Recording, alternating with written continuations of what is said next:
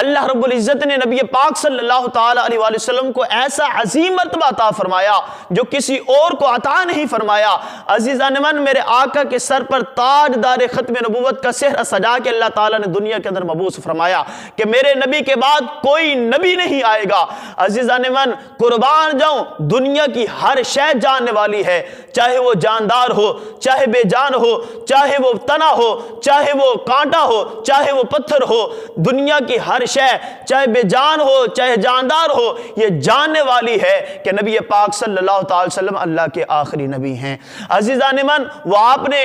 وہ تنے کا عشق نہیں دیکھا کہ نبی پاک صلی اللہ تعالی علیہ وآلہ وسلم مسجد نبوی کے اندر جب میرے آقا خطبہ ارشاد فرمایا کرتے تھے تو مسجد نبوی کے اندر ایک کھجور کا تنا تھا کہ جس کو زمین کے اندر نصب کیا گیا تھا، میرے آقا اس تنے کے ساتھ ٹیک لگا کر خطبہ ارشاد فرمایا کرتے تھے۔ عزیزان من، اس تنے کے عشق پر قربان جاؤں، کیسا میرے آقا کے ساتھ اس نے عشق کیا، ہے تو بے جان تھا لیکن جانداروں سے بھی زیادہ مقام حاصل کر گیا۔ کیا ہوا کہ میرے آقا اس کے ساتھ ٹیک لگا کے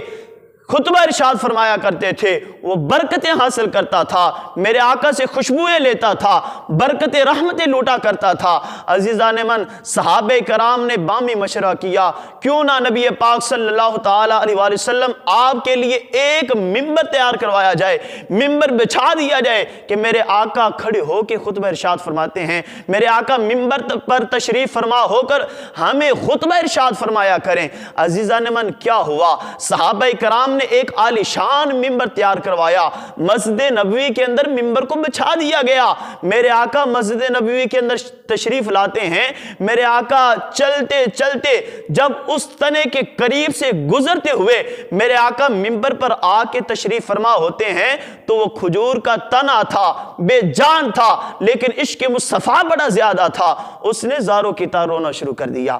زاروں کی طرح روتا ہے، اتنی آواز آتی ہے کہ پورے مسجد نبوی کے اندر اس کے رونے کی آواز گونجنا شروع کر دیتی ہے۔ عزیزان من، اتنی دردناک آواز کے اندر روتا ہے، اتنی آہو بری آواز کے ساتھ روتا ہے کہ صحابہ کرام بھی اس کے رونے کی آواز کو سن کے رونا شروع کر دیتے ہیں۔ عزیزان من، میرے آقا نے جب اس تنے کے عشق کو دیکھا، میرے آقا کو پتا چل گیا کہ اب یہ میری جدائی کے اندر رو رہا ہے، جب تک میں نے اس کو سینے سے نہ لگایا یہ اسی طرح قیامت تک روتا رہے گا۔ میرے آقا ممبر سے تشریف لے کے آئے، نیچے تشریف لے کے آئے، میرے آقا چلتے چلتے تنے کے قریب گئے، میرے آقا نے تنے کو سینے سے لگایا۔ قربان جاؤں، روایت کے اندر آتا ہے کہ وہ تنا اس طرح چپ کرتا ہے کہ جس طرح چھوٹا سا بچہ ہو، رو رہا ہو، ماں اس کو سینے سے لگاتی ہے، وہ سسکیاں لے لے کے آہیں بر بر کے چپ کرتا ہے تو وہ تنا اس طرح چپ کرنا شروع کر دیتا ہے۔ عزیزان من، قربان جاؤں، جب میرے آقا نے سینے سے لگایا، آہیں بر بر کے سسکیاں لے لے کے چپ کرتا ہے، میرے آقا نے پوچھا، اے تنے تو کیا چاہتا ہے؟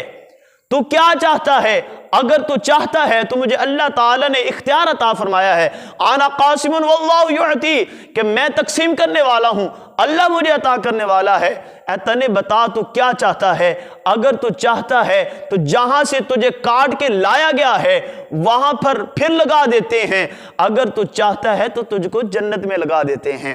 کل بروز قیامت جنتی لوگ تیرا پھل کھائیں گے۔ قربان جو میرے آقا کے اختیارات پر وہ تنا کہنے لگا، آقا اب وہاں نہیں جانا، اب جنت میں جانا ہے، میں چاہتا ہوں کہ میں جنت میں لگ جاؤں، جنتی لوگ میرا پھل کھائیں،